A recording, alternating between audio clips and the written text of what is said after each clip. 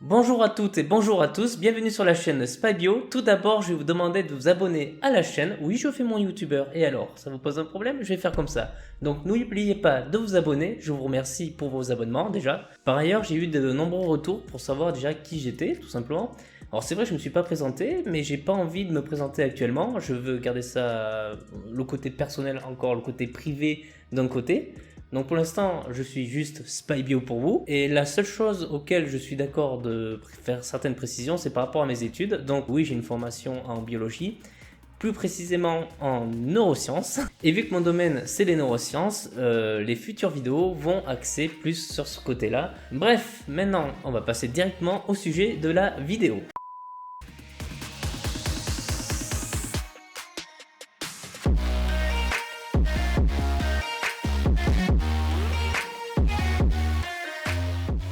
Donc aujourd'hui, je vous propose un petit plat croquant, c'est comment on passe d'un ADN à une putain de protéine.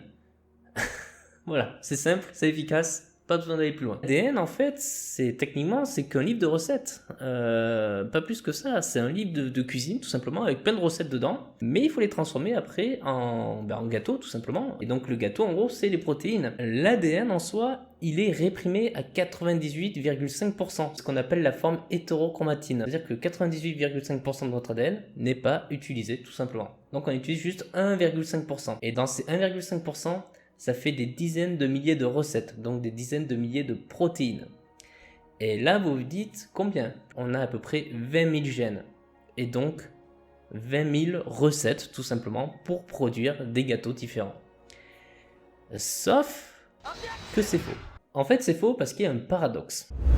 Le paradoxe des protéines. Alors ce paradoxe est très bien défini, le problème c'est qu'il a plusieurs noms, donc on appelle ça le paradoxe des protéines, le paradoxe de l'ADN et des protéines, le paradoxe de la G-value paradoxe. Ça fait beaucoup là, non? C'est qu'en fait, on a 20 000 gènes, donc normalement 20 000 protéines, mais en réalité, on en a plus de 100 000 types de protéines.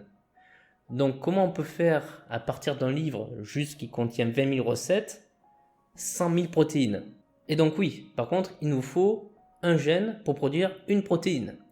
Et là, tout commence d'abord par une machinerie cellulaire qui va atteindre l'ADN.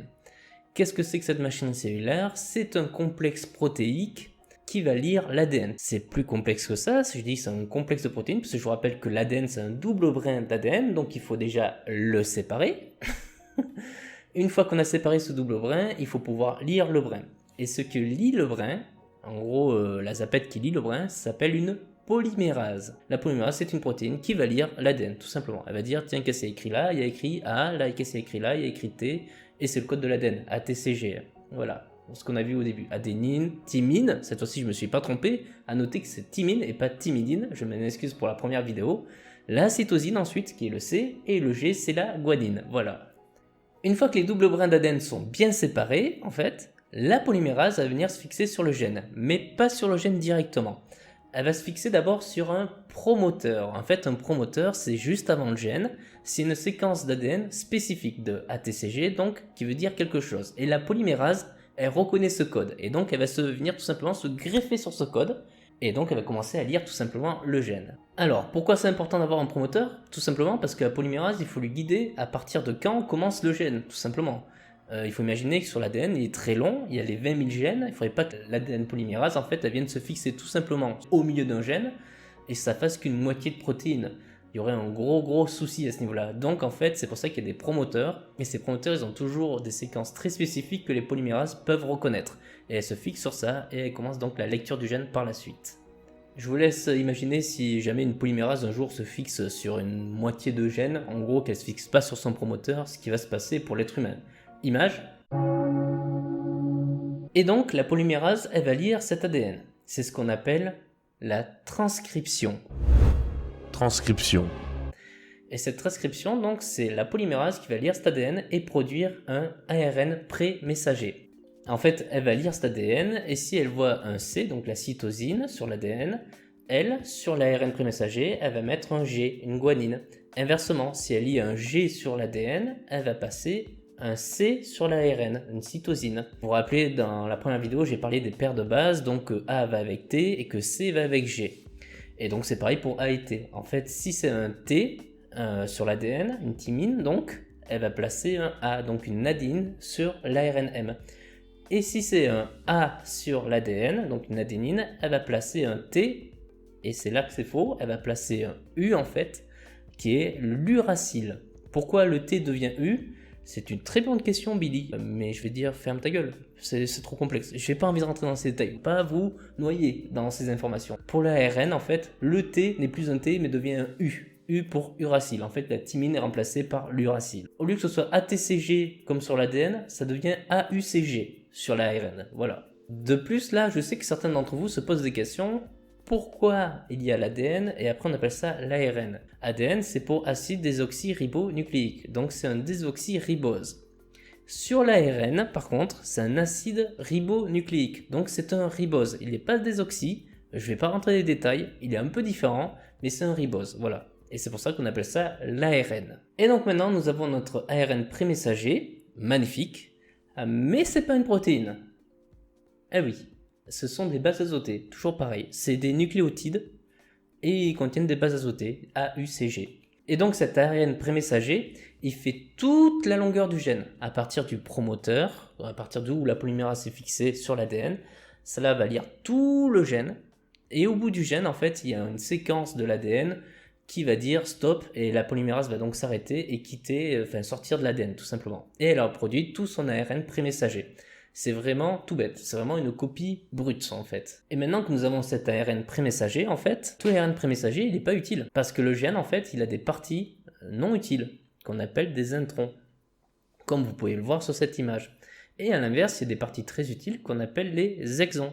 Alors, qu'est-ce que c'est un intron et un exon? Un intron et un exon, c'est une sous-séquence du code génétique. En fait, cette séquence-là, un intron, c'est une séquence qui ne sera pas codée en protéines. En fait, c'est une séquence qui ne veut rien dire, tout simplement. Imaginez, c'est un truc comme si je disais blablabla.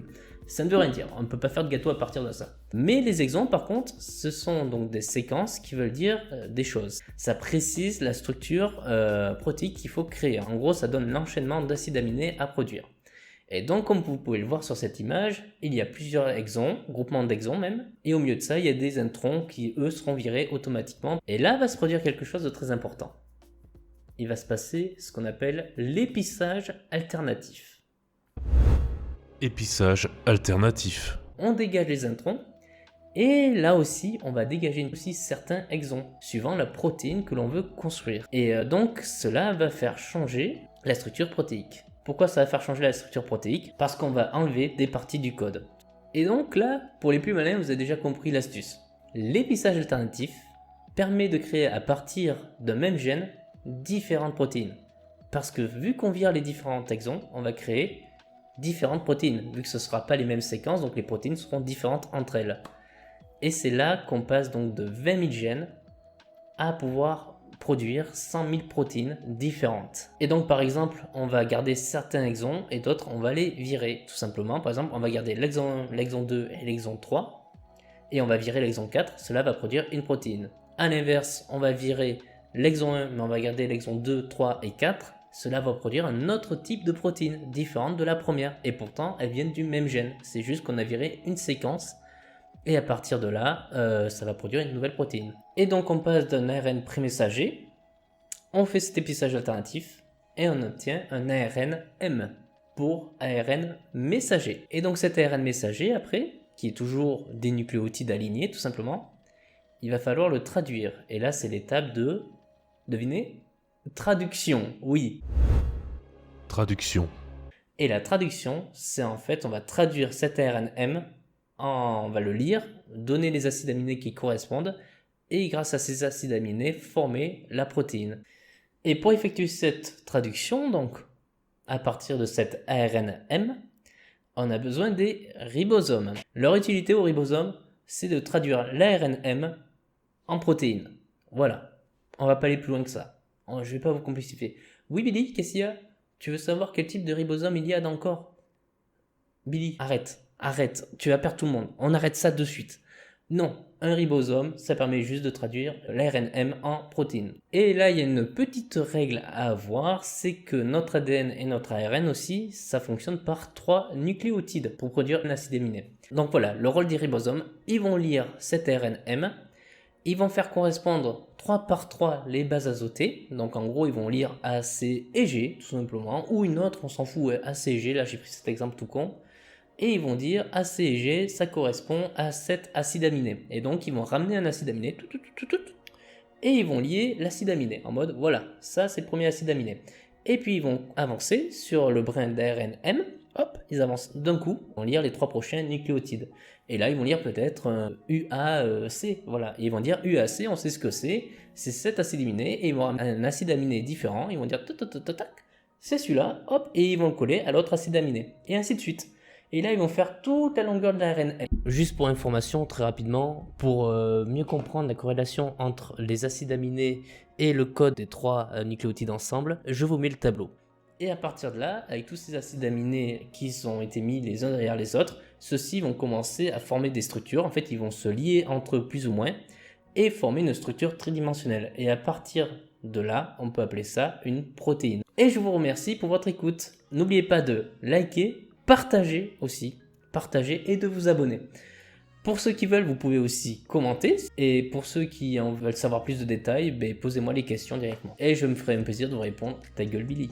Ok. Ciao, c'était Spabio. Je vous aime.